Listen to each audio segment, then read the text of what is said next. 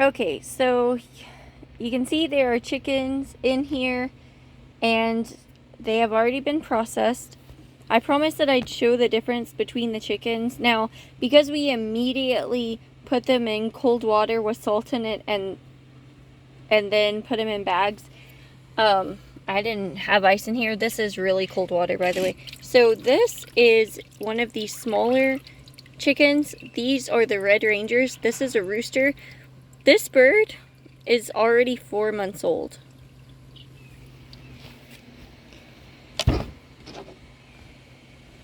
So that's a 4-month-old bird right there. You can kind of see the meat on the legs. It's still a pretty good amount of meat, but this is definitely a smaller bird. They kind of are more of, I would say, like a traditional bird that just happens to have a little more breast meat to it because that's what they're designed for. The hens look like normal red chickens, so I would say if you wanted to buy a bunch of them and then process the roosters and keep the hens for them to lay, that would be a good way to go. Get some eggs, and then when they hit their peak production, after that passes at about 18 months to 2 years, go ahead and process them. But it's not very big compared to the Cornish rock at all, which you can tell. And then here is, let's see, I'm even looking for maybe the smallest of the Cornish, which I think is going to be this one, which is massive. I mean, you're talking about a 4-month-old bird compared to a bird that's barely 8 weeks old. We started processing the first of these at 6 weeks. They're 8 weeks now, so because some of them need to grow out anymore. So the breasts on this are absolutely massive. You can actually get almost 2 normal sized breasts off each side. So just for, it's double what this has, because I could cut each side into 2 and get the tenderloin underneath them plus the breast. This is quite small in comparison. You can see the difference in the legs. They're pretty close to the same. I would say there's more meat up here on this part of them, whereas this one, they have very tender legs. I would probably venture to say that these smaller birds, the Rangers, are better for frying. I would definitely use them for a fry bird versus these. The meat seems to be about the same in the bottom part of the wing, but one difference is these are usually a bit meatier, and I did notice that on these, the top part of the wing, which we don't keep because I do skin these, we don't have a plucker, is a lot less meat. And so these were easier to cut through the tendons and everything, but a lot harder to skin because of all the feathers. There are a huge amount of feathers on these red birds versus the Cornish cross. So the Cornish cross are probably easier to skin, but here's a side-by-side comparison. There really is a big difference. A 4-month-old rooster versus a 8-week-old hen. Okay, so we like to use these shrink wrap bags. They are my favorite. But when you're doing it, I find that putting the top part, the neck, at the bottom of the bag is the best way to go, and then it shrink wraps around the legs. You just put it in the bag like this. Last time we seasoned all of them, and it really didn't make a ton of difference. I think we need a little more seasoning. If you want to salt brine them, that'd be a good idea too, to add a little water to it. You could actually do that. We didn't add extra water to them last time, but it worked out really well.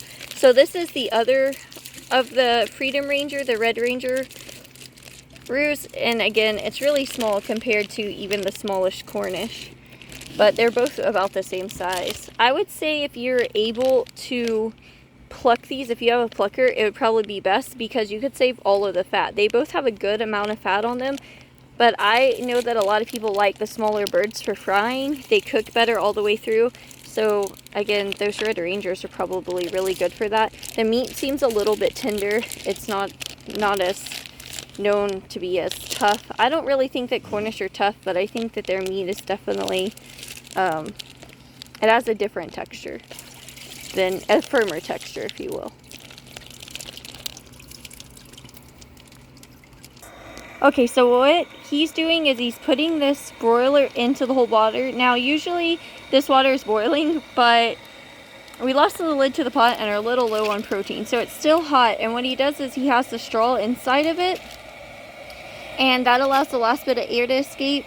And then he pulls the straw out as he zip ties it once the meat, the bag kind of zip ties to the meat like that.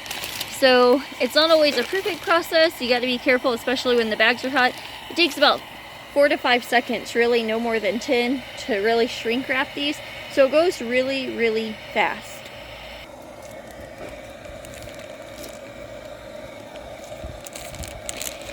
And then the very last thing I always shrink wrap is the organ meat.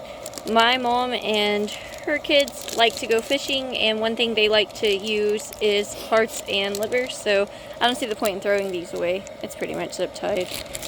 These didn't need that much compared to the other ones. I don't worry as much about the top, because that's not something we're going to eat. It's something that I guess indirectly we might eat. The fish eat it, but we take the organs out of the fish, so it's really not that big of a deal. And that's everything. It goes pretty fast, so it didn't take long to do anything, but I said that I would compare the Cornish Cross to those red Freedom Rangers, and I have to say the red Rangers are actually kind of jerks, especially the roosters.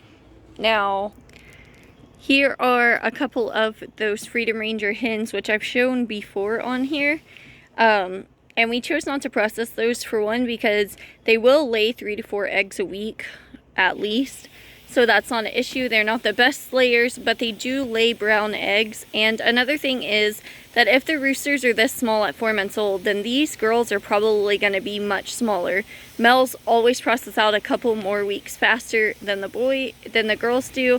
The girls tend to have a little more fat on them, but I noticed that when I processed them that the roosters were maturing, and so the hens are likely close to maturing too and laying eggs. I think for me, these Freedom Rangers, they're great, especially if you want a more free-range bird and something that's going to grow slower, probably have a better health than the Cornish Cross. However, I wouldn't say they're a rapid growth bird. I wouldn't even say that you can process them at 12 to 14 weeks. I would say at least 16 weeks to process. They're not going to be massive birds. And as for the hens, in my opinion, the best thing to probably do is keep them as layers, because they're fairly docile compared to the roosters. They would probably make good starter layers for the first 18 months to 24 months. Now, they're not going to lay like a production hen would, but I think if you're going towards the traditional chicken route,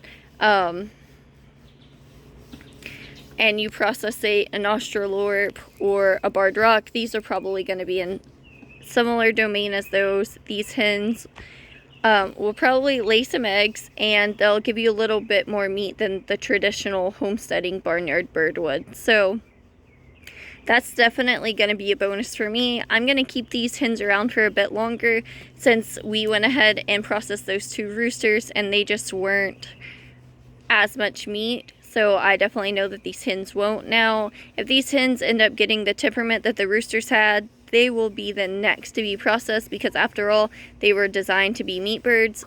But so far they're doing really well. They get along really well with all of the other laying hens. So I'm curious to see if they will actually lay the 3 to 4 eggs a week, or if they'll lay more, how they do as they mature. It said that they don't ever go broody. I'm curious about that as well, because we know that these little Easter eggers definitely tend to go broody sometimes. So I'm curious as to what will happen, and I know you guys probably want to follow along with the journey.